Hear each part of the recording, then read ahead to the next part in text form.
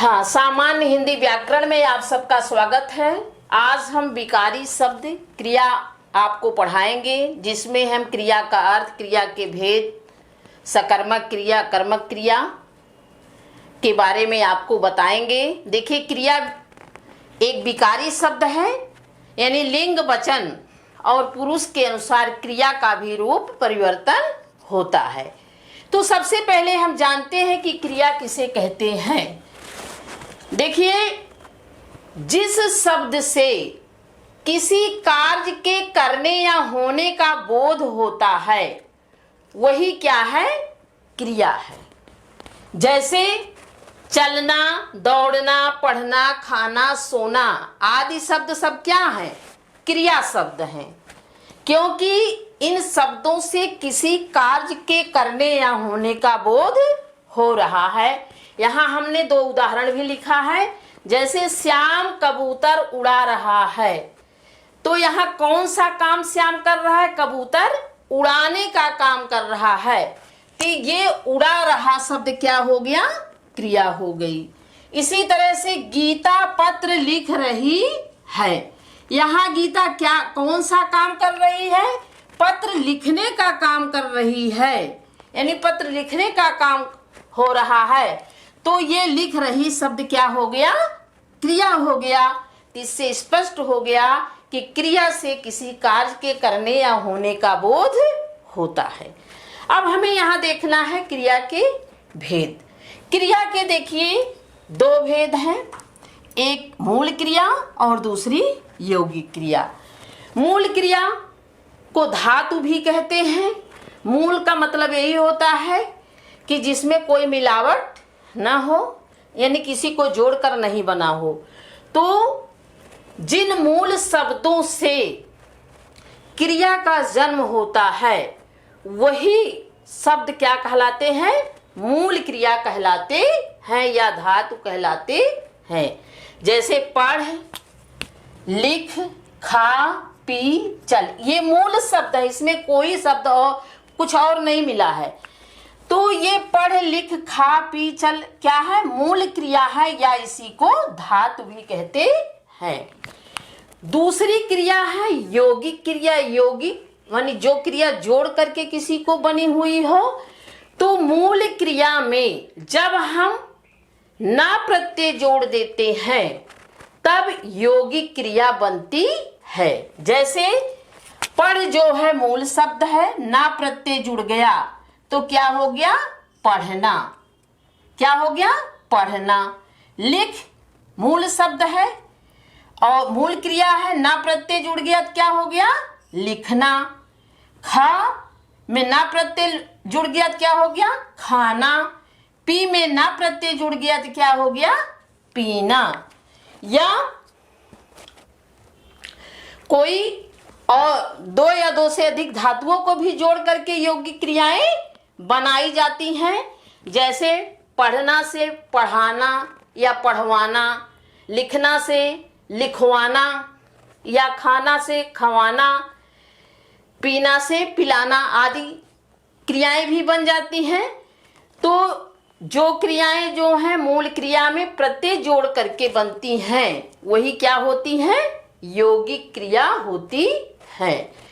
यौगिक क्रियाएं जो होती हैं वो दो तरह की होती हैं। यौगिक क्रिया जो होती है वो उसके दो भेद होते हैं। एक इसका जो भेद किया जाता है दो आधार पर, एक कर्म के आधार पर, कर्म के आधार पर, और दूसरा अर्थ के आधार पर,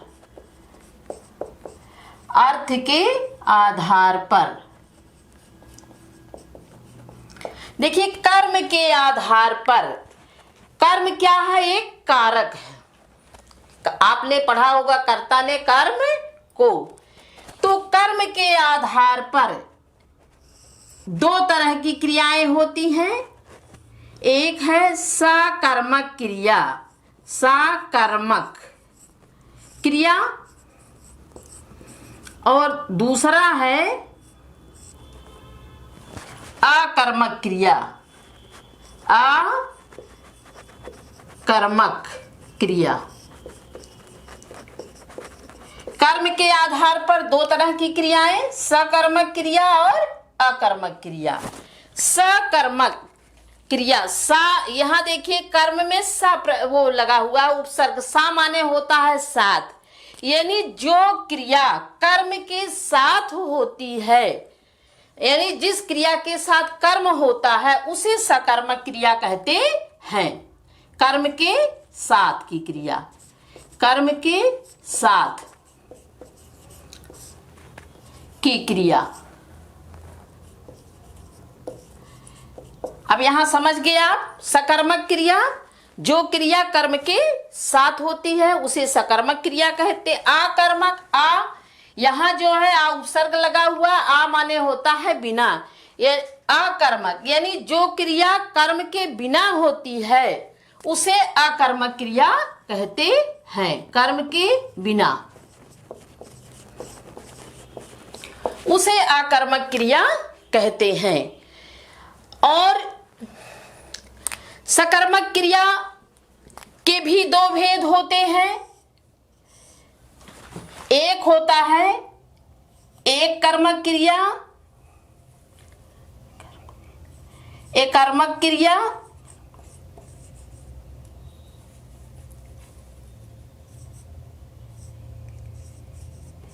एक कर्मक क्रिया, यानी जिस क्रिया का केवल एक कर्म होता है वो एक कर्मक क्रिया कहलाती है, और दूसरा होता है द्विकर्मक क्रिया, यानी जिस क्रिया का दो कर्म होता है उसे द्विकर्मक क्रिया कहते हैं। इसको अब हम समझाते हैं।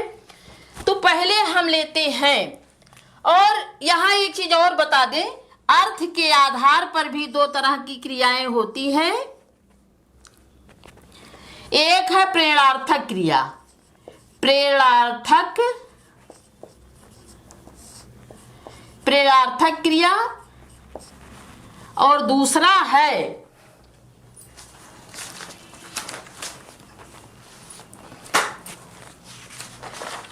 क्रियार्थक क्रिया। एक है प्रेरणार्थक और दूसरा है क्रियार्थक क्रिया।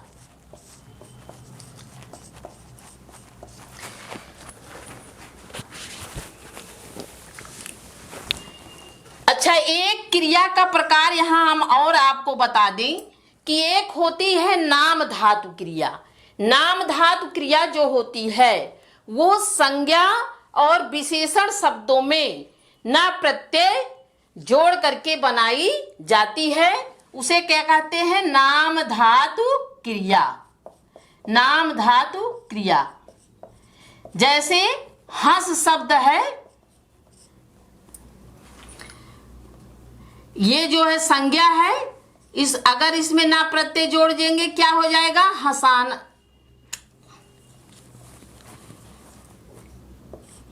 जैसे शर्म शब्द है, शर्म शब्द है तो इसका क्या हो जाएगा? ना प्रत्यय जुड़ जाएगा तो शर्माना, शर्माना।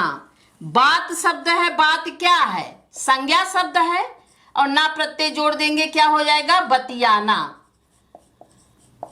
तो इसको भी जान लो कि जो क्रियाएं संज्ञा और सर्वनाम शब्दों, संज्ञा सर्वनाम या विशेषण शब्दों में ना प्रत्यय जोड़ करके बनाई जाती हैं वो नाम धातु क्रिया कहलाती हैं। इसका उदाहरण भी हमने दे दिया है। चलिए अब यहां हम जो है आपको सकर्मक क्रिया पढ़ाते हैं। सकर्मक क्रिया,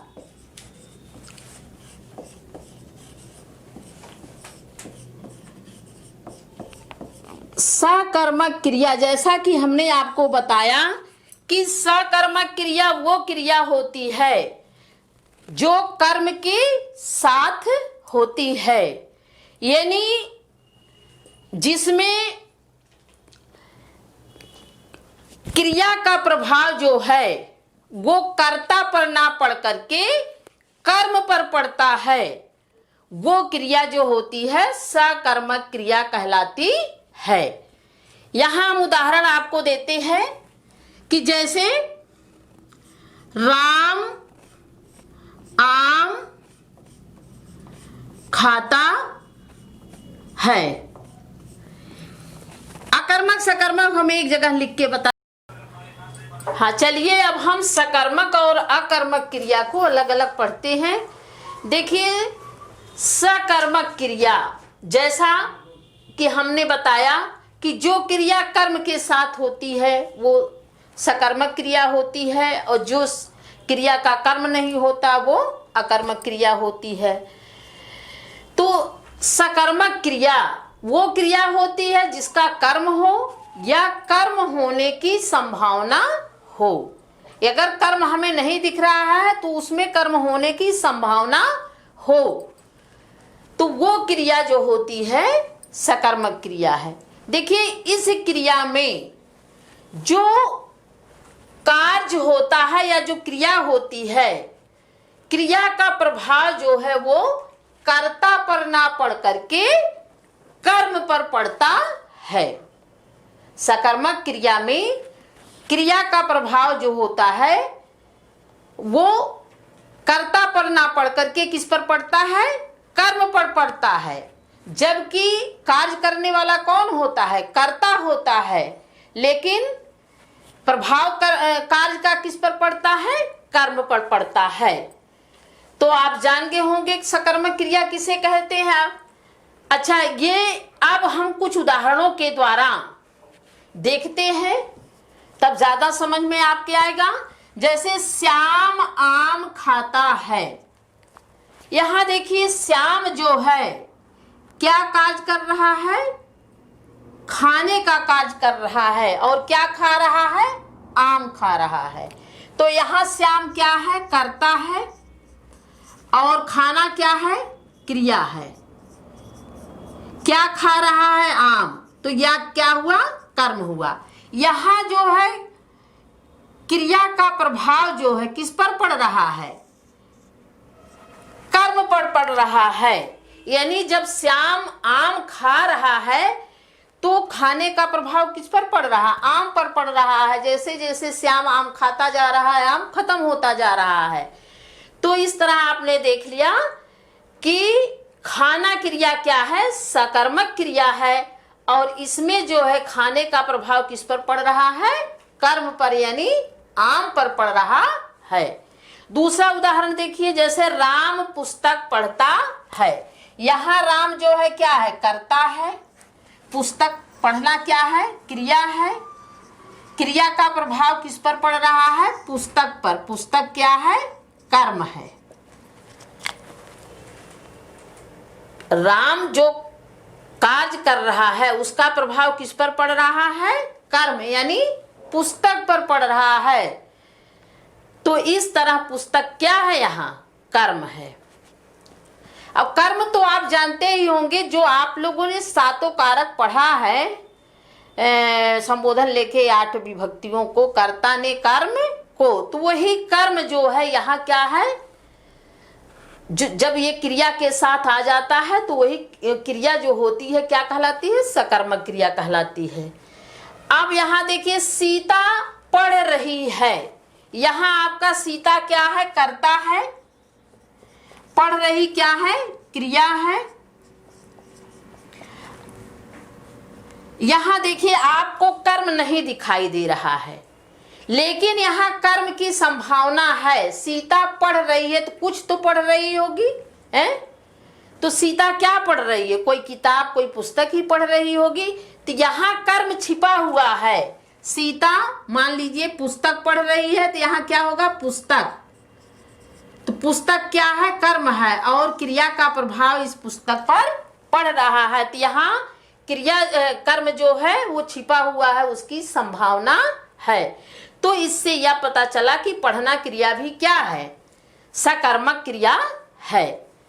इसी तरह से देखिए, पक्षी आकाश में उड़ रहे हैं। अब यहाँ देखिए, पक्षी आकाश में उड़ रहे हैं।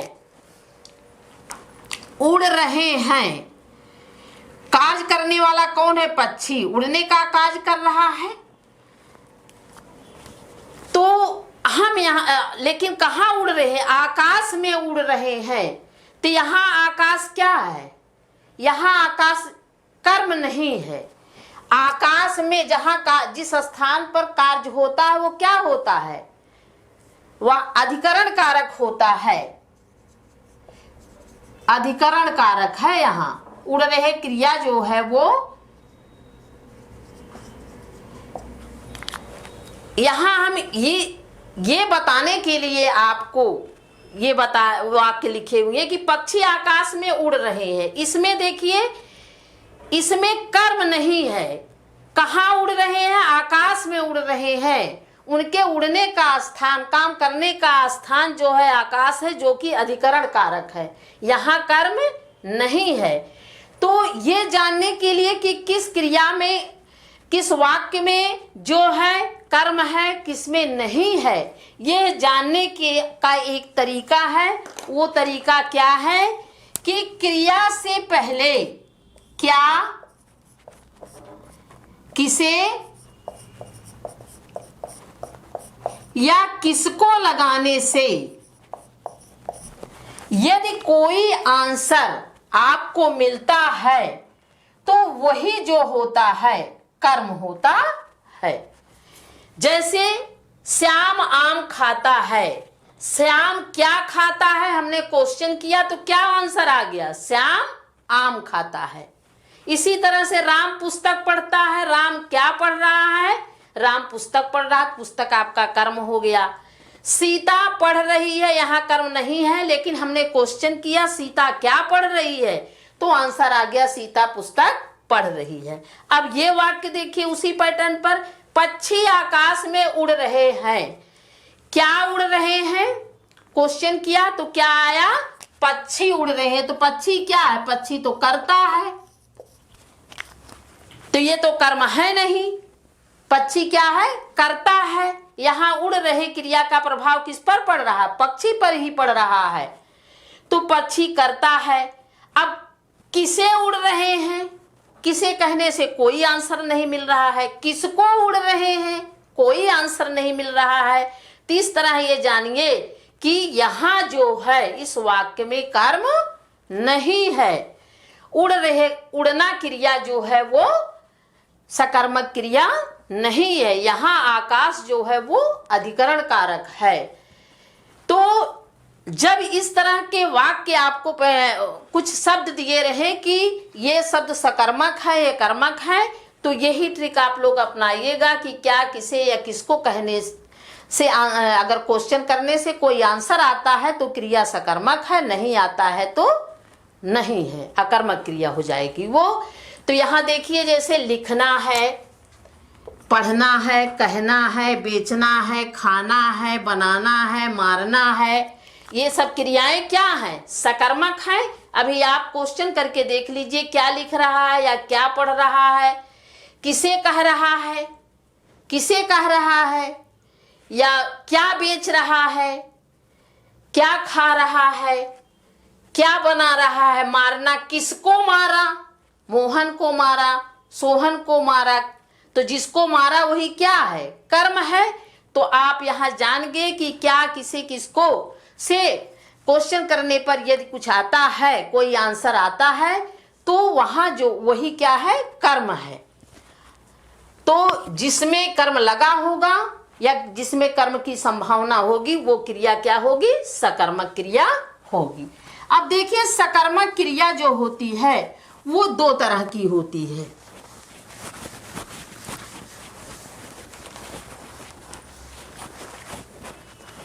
सकर्मक क्रिया भी जो होती है वो दो तरह की होती है। एक कर्मक, एक कर्मक क्रिया और द्विकर्मक क्रिया।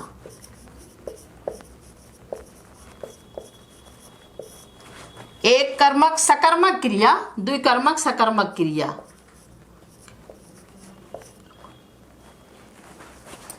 क्रिया यहां लिख दीजिए, द्विकर्मक क्रिया। यानी जिस क्रिया का एक कर्म होता है वो जो होती है एक कर्मक क्रिया होती है, और जिस क्रिया का दो कर्म होता है वो जो होती है दो कर्मक क्रिया होती है। अब एक कर्मक क्रिया का, जैसे राम ने रोटी खाई, राम ने रोटी खाई। यहां खाना क्या है, खाई क्या है, क्रिया है। राम क्या है, कर्ता है, और रोटी क्या है, कर्म है। तो यहां देखिए खाने का प्रभाव रोटी पर पड़ रहा है, एक ही कर्म है यहाँ, रोटी। रोटी एक कर्म इस वाक्य में आया हुआ है, तो ये क्या है, एक कर्मक क्रिया है। लेकिन कुछ क्रियाएं द्विकर्मक होती हैं, जैसे मैंने सीता को पुस्तक दी, मैंने सीता को पुस्तक दी, पुस्तक दी। यहां देखिए दी क्या है, दिया, या मैंने सीता को पुस्तक दिया ही लिख लीजिए। तो यहां मैंने क्या है, कर्ता है, और दिया क्या है, क्रिया है। यहां देखिए दो कर्म आए हैं, पुस्तक और सीता, दो कर्म है। पुस्तक भी कर्म है और सीता भी कर्म है। क्या दिया, पुस्तक दिया। क्वेश्चन करो, क्या दिया, पुस्तक दिया। किसको दिया, सीता को दिया। तो यहां सीता और पुस्तक दो कर्म आए हुए हैं, तो यहां इस वाक्य में क्या है, द्विकर्मक क्रिया है। यहां द्विकर्मक क्रिया है। तो इस तरह आप समझ गए कि सकर्मक क्रियाएं दो तरह की होती, एक कर्मक क्रिया और दो कर्मक क्रिया। जिस क्रिया में एक कर्म होता वो कर्मक कहलाती है, जिस क्रिया में दो कर्म होता है वो द्विकर्मक क्रियाएं कहलाती हैं। अब अगला अकर्मक क्रिया। अकर्मक क्रिया आ माने बिना, यानी जो क्रिया कर्म के बिना होती है वो अकर्मक क्रिया कहलाती है, यानी जिस क्रिया में कोई कर्म नहीं होता है। जैसे राम सोता है। अच्छा, यहां ये चीज जान लीजिए, इसमें जो है कार्य का प्रभाव जो है, चूंकि कर्म नहीं होता तो कार्य का प्रभाव किस पर पड़ता है, कर्ता पर ही पड़ता है। जैसे राम सोता है, यहां राम क्या है, कर्ता है, सोता है क्या है, क्रिया है। यहां सोना क्रिया का प्रभाव किस पर पड़ रहा है, राम पर पड़ रहा है। राम सोया है तो सोने का प्रभाव किस पर पड़ रहा है, राम पर ही पड़ रहा है। अभी आप देखिए, जैसे हमने कहा कि क्या किसको या किसे लगाने से कर्म का पता चलता है। क्या सोता है, कोई आंसर नहीं मिलेगा। किसे सोता है, कोई आंसर नहीं मिलेगा। किसको सोता है, कोई आंसर नहीं मिलेगा आपको। तो ये जान लीजिए कि सोना क्रिया क्या है, अकर्मक क्रिया है। मोहन हंसता है, मोहन आपका कर्ता हो गया, हंसना क्या हो गया, क्रिया हो गई। हंसने का प्रभाव किस पर पड़ रहा है, मोहन पर ही पड़ रहा है, यहाँ कोई कर्म नहीं है, यानी हंसना क्रिया क्या है, अकर्मक क्रिया है।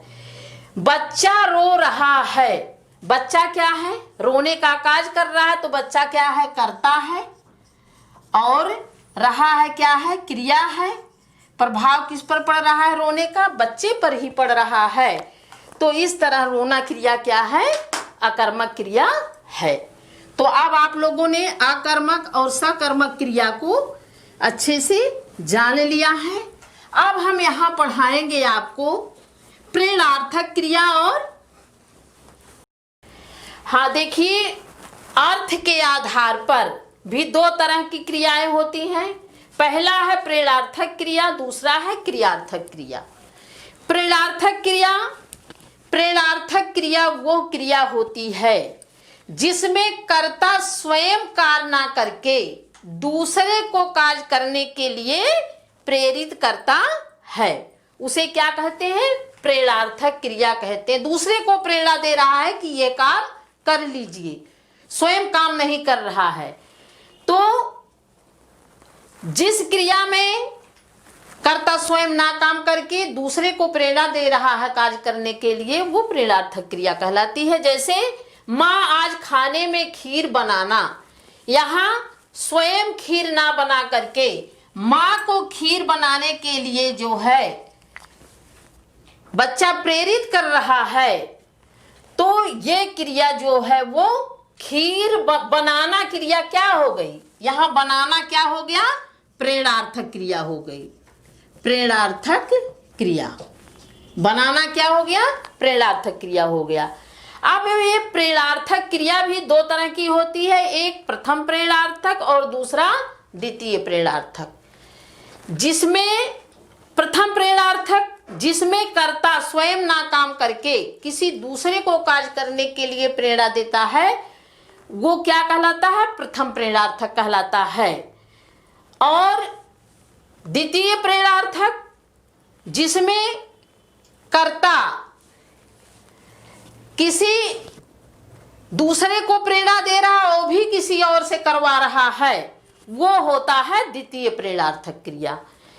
अब प्रथम प्रेरणार्थक क्रिया जो होती है, मूल क्रिया में आ, आना, लाना आदि प्रत्यय जोड़ करके बनती है। जैसे उठाना क्रिया है, आना जुड़ गया तो उठाना हो गया, पढ़ना से पढ़ाना, चलना से चलाना, लिखना से लिखाना। यानी हम क्रिया में जो है आ, आना, लाना आदि प्रत्यय जोड़ करके प्रथम प्रेरणार्थक क्रिया बनाते हैं, और द्वितीय प्रेरणार्थक क्रिया जो है वाना जोड़ करके बनता है, वाना प्रत्यय जोड़ देते हैं। जैसे उठाना में वाना जोड़ देंगे तो उठ वाना, पढ़ना में वाना जोड़ देंगे तो पढ़ वाना, चलना में वाना जोड़ देंगे तो चल वाना, लिखना में वाना जोड़ देंगे तो लिख वाना। यानी तुम स्वयं का ना कर्ता कर रहा है, ना जिसको कह रहा है वो कर रहा, बल्कि जिसको वो कह रहा है वो भी किसी अन्य से कार्य करा रहा है। इसको एक उदाहरण के द्वारा आप अच्छी तरह से समझ जाएंगे।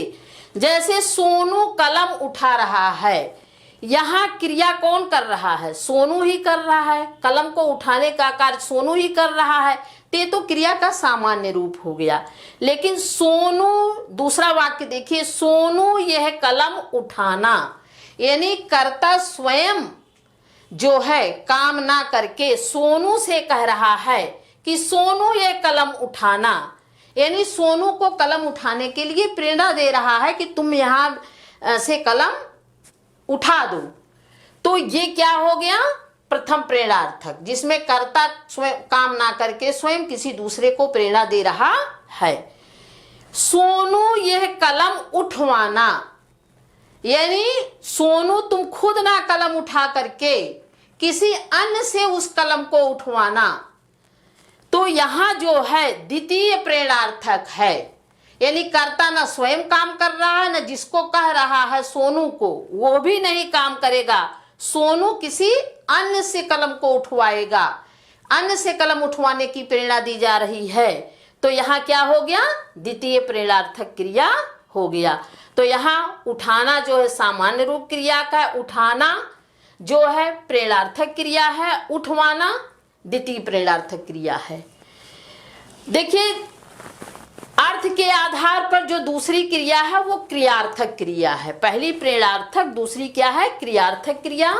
जब क्रिया संज्ञा के रूप में व्यवहार में आती है तो वो क्रियार्थक क्रिया होती है।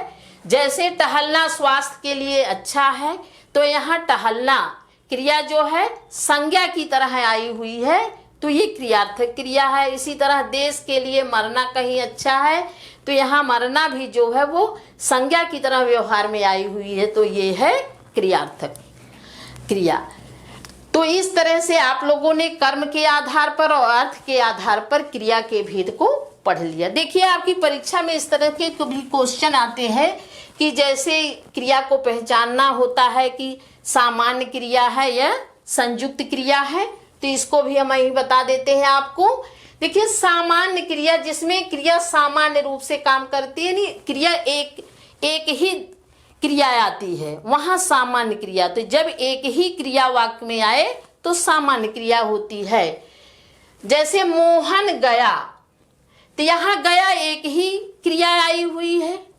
या श्याम उठा, एक ही उठा क्या है, क्रिया है, एक ही क्रिया है। इला भागी, भागना क्या है, क्रिया है, एक ही क्रिया है। तो ये क्या है, सामान्य क्रिया है।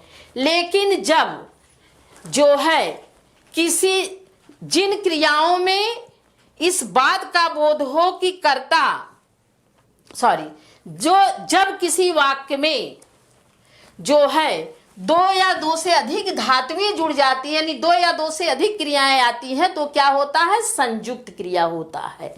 जैसे घनश्याम रो चुका है, तो यहाँ रोना और चुका है, ये दो जो है वो दो क्रियाएं आई हुई हैं, तो ये क्या है, संयुक्त क्रिया है। श्याम घर जा रही है, रेशमा घर जा रही है, तो यहाँ जा और रही है, ये दो है क्रियाएं आई हुई है, तो ये क्या है, संयुक्त क्रिया है।